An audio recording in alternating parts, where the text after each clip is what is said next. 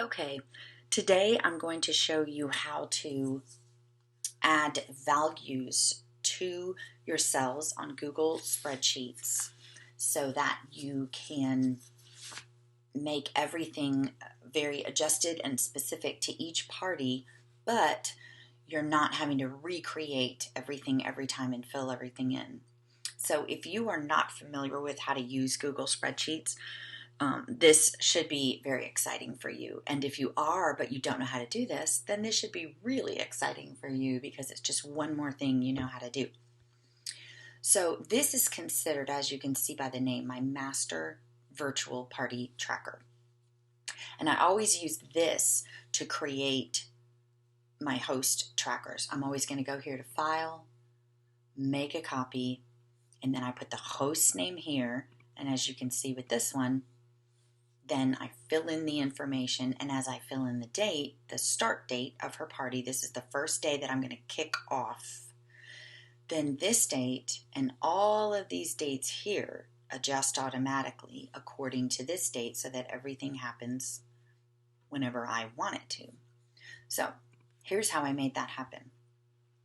My party start date cell, click on it, go to Format, go to Number, and then scroll down, and you do want a date, but I don't recommend using this date format because as you can see, your cells right here get smaller and then you won't be able to see the whole date because it will take up too much space. So because I've used this format recently, it's here, but if you don't see just the month and day here, you go to More Formats, More Date and Time Formats, and then pick the one that you like and hit Apply. All right, so what I did was, all of these where you're seeing a date appear, the system just does that automatically when there's no date in here. But let's pretend like this is my 11/24 start date, which is a party for next week. When I put that in, it automatically adjusted all of these dates. And that's because my order by date is always the Sunday after the party, which is always 5 days later after Tuesday. So I put C2, this counts as C2 plus 5. And you have to put the equal sign first because you want to say what's in here equals C2 plus 5. So 11/24 plus 5 more days gives me Sunday. Now, all of these items I want to accomplish 2 weeks before the party. So I did the equals C2 minus 14 for 14 days. So all of these things were supposed to be done on the 10th. And these are things I want. 1 week before the party I'm doing this. So those are on the 17th. As you can see, it's just minus 7 days from here. I invite my host to the group 3 days ahead of time. I start the pre-party posts 2 days ahead of time because I do 2 days of pre-party on Sunday and Monday. And then on Tuesday, we kick off. Tuesday. So, and then this is just equal to C2. If you get my tracker, it's going to already have these plugged in. But let's say that you keep your parties open for 7 days. You're going to go in here and you're going to say plus 7. And you can make those changes so that the dates will coincide exactly how you want them to. So I added a day. Each of these is, plus 1, plus 2, plus 3, plus 4. My last day is plus 5, which it also equals the order by date. And you always want to make sure these two are the same. My host shops on Mondays and then usually on Tuesdays. So this is a week later, plus 7. Hopefully I'm posting winners, adding and sending gifts, sending my host a thank you through Consultant's Corner. And then I have here programmed the 2-week check back where I send a little quick text that says, hey, did you get everything and do you like it? Let me know. And then a 2-month check back. So with this one I did plus 14, with this one I did plus 60. And what I'm going to do is every day as I'm using this, and when I'm, then I'm going to take the spreadsheet. Let me find somebody's spreadsheet let's say I'm on Jenny's, and if I'm done with hers, then I'm going to drop it on the next day, okay? But let's say her party's over, and I've done the winners, because all of these are pretty much in a row, in a row, in a row. Once I get here to the first or whatever day I'm able to do this, then I'm going to look and say, okay, the next time I need to do anything with her party is on 12/8. So when I'm in my calendar, and if we're done with Jenny's party, then I'm going to take and drag her to 12/8. Or you can adjust it here and adjust the date right here, and make sure you adjust both of them and then hit save. So the other thing you may want to do with your tracker, which I love to do, is let's say that I have a guest in the party. I'm keeping track of how many points they have because I'm giving away some prizes.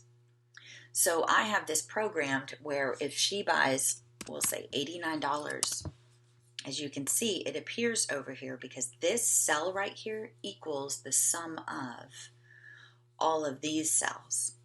Now these just have checkboxes in them so that I can check it off to know that either I did it or that they did it.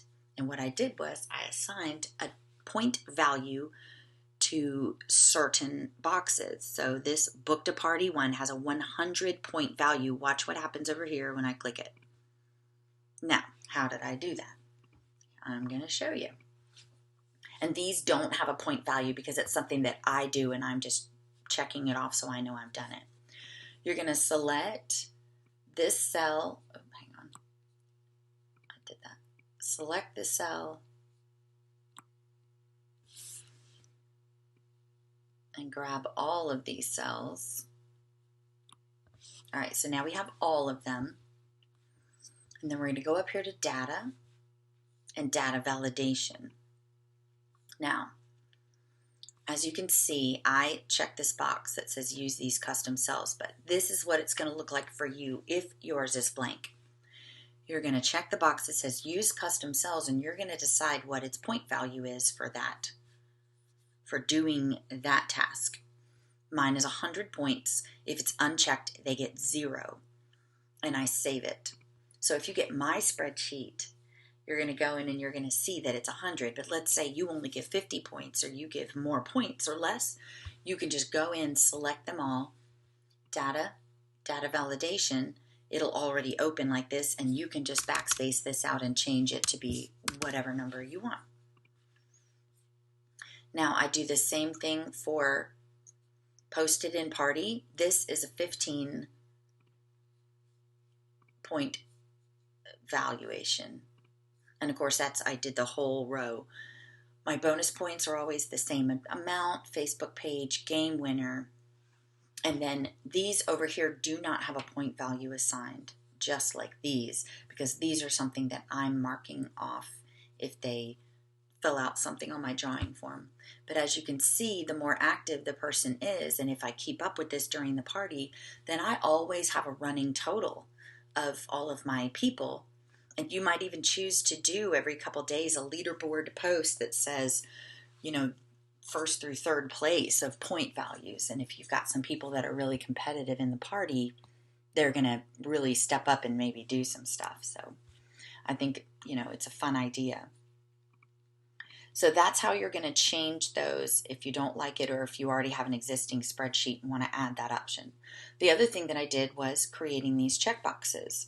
So I selected all of these areas I wanted to have a checkbox. And then you just go to Insert, Checkbox, boom, click it, all of those will appear. Here's one that I don't have one in, so you can just see exactly what it looks like. Insert, checkbox, and it happens. Now, let's say you accidentally put it in one and you decide, oh wait, I don't want checkboxes for that. You just delete. Super easy. So that should show you how to do all of those things. Now, some people choose to put a link to their guests in here. And so if I go into a party and open it up and select members,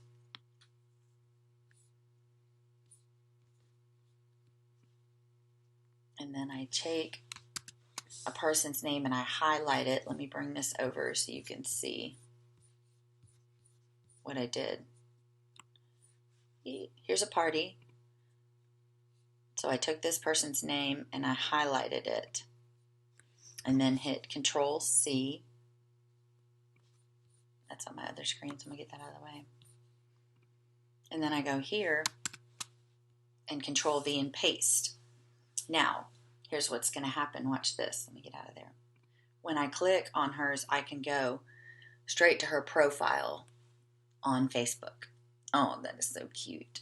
And see, the reason why you may want to do that is because you want to make sure that you friend her on Facebook if she booked a party. Or maybe you like to friend all of your guests on Facebook. It just makes it super easy, or all of your buying guests, whatever. But this is a great way to be able to keep up with them if you need to send them a message on Facebook. You don't have to go back into the party on Facebook, into the member group and whatever, and look them up.